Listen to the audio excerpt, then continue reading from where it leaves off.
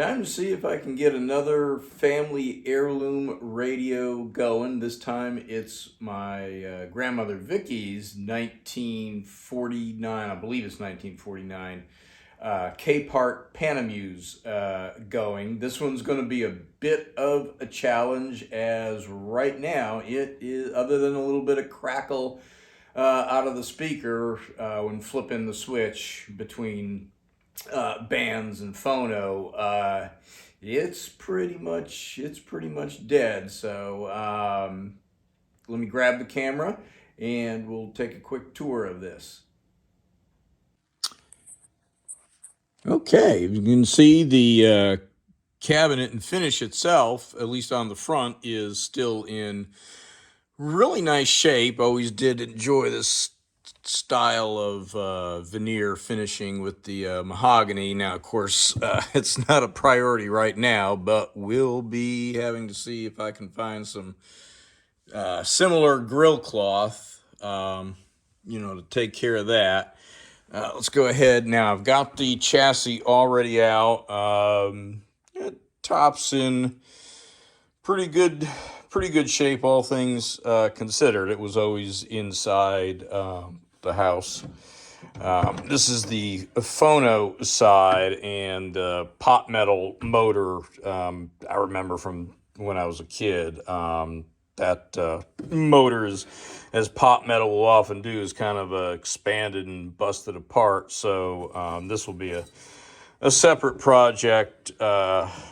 Just like with the Stromberg Carlson, I'll go back and get the phonograph going on that. Now, as I said, the chassis is already out. I've got that sitting to its side, and have the capacitors actually have already arrived. So let's go take a look at that next. All right, so here's the face of it and the dial, and this, just like the other one, like the Stromberg Carlson, well, I think maybe dusting might be the first thing I do, uses the channels instead of the frequencies for the FM. All right, here's our top side of our chassis. I broke out my tube tester that I haven't used in a very long time, and you can see I got a little carried away with the deoxit, and because I was spraying up the sockets and everything else. So there's that. I have already I went ahead, took a chance, went online. I think it's Steve Johnson. Found the link off radiomuseum.org. So was able to download a good quality looking schematic here, and it's got a parts list, so that makes that nicer. Yay, schematic. There are voltages and resistances listed in there, and this is just when I was making my capacitor list the other day and making a tube chart before I went through it. Awesome speaker, and here's all my capacitors waiting to go in. Let's take a look at the bottom. So first thing I noticed about this is how compact and clean the build is. I'm thinking that this is kind of a precursor to printed circuit boards, using these basically terminal boards.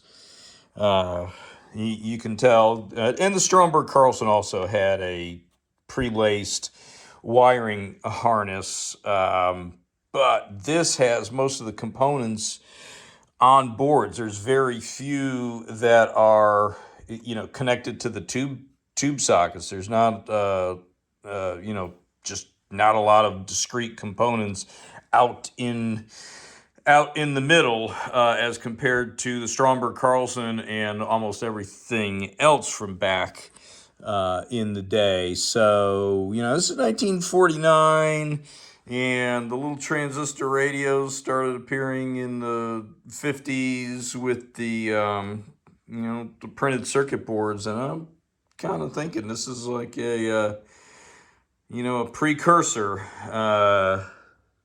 to the printed circuit board. So it's just nice and clean. It's going to make this so much easier to work on, and they were able to condense things down to just a smaller footprint compared to the Stromberg Carlson.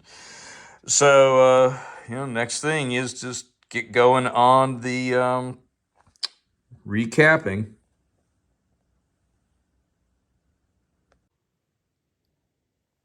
Work is well underway replacing caps and resistors for what ends up. These are all for the Phono preamp right here, and I'll be replacing all the electrolytics for the power supply, the actual power supply next. So let me grab the camera and get a better angle on that.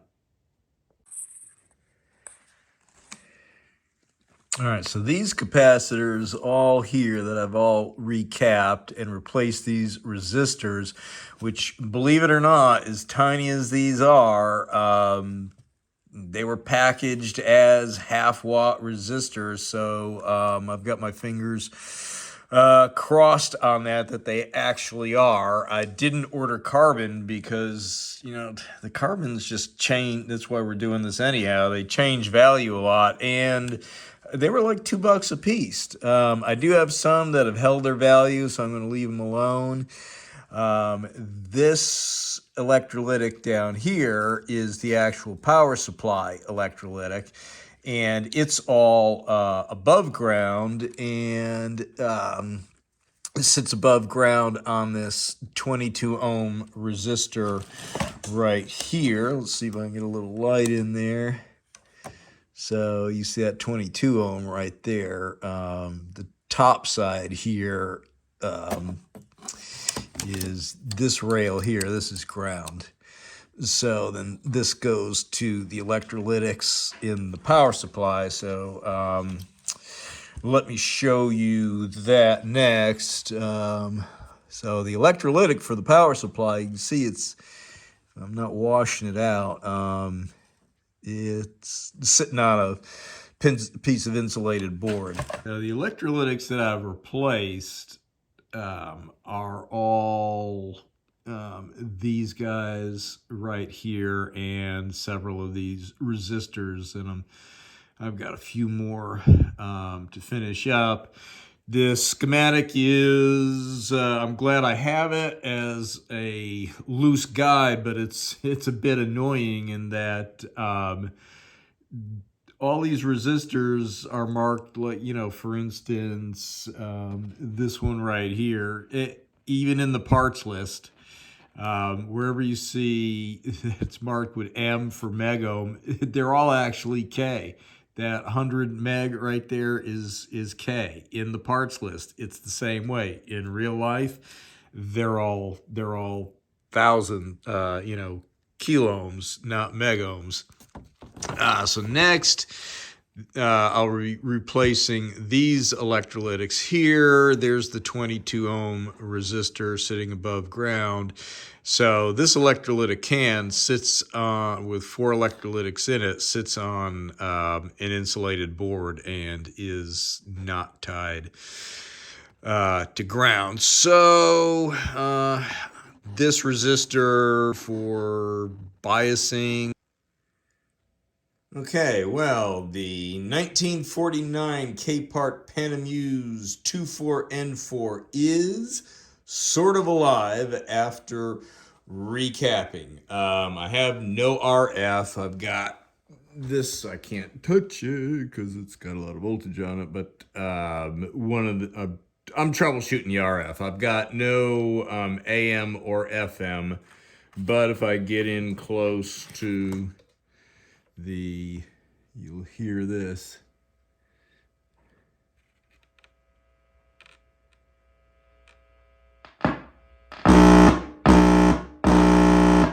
So that's the input into the audio amp. So that is working. In fact, it's blowing dust out of the speaker that's traveling across the the light beam here. So it previously did not have any nothing was happening. You just had some crackle like this. Let's see. You just had a little bit of that, but you had the audio amp really wasn't working. So I'm really going to need a scope and a signal generator to troubleshoot the rest of this. So I was hoping to make this a one-part video, but it looks like it's going to have to be two. And the other thing, we got all these, we still got all these mica caps in here, a lot of them in the RF section that I really need to get a good handle on their values and swap out. Again, this schematic, it's more of a suggestive guide. It's not necessarily matching everywhere on the chassis. There are some supplemental notes that sort of match up some of the modifications that were made after the factory, but it still isn't all the way matching up with values of capacitors and such. And this guy here, this tube was weak. I've got it subbed out with a 6 SB7 instead of an 6 SA7.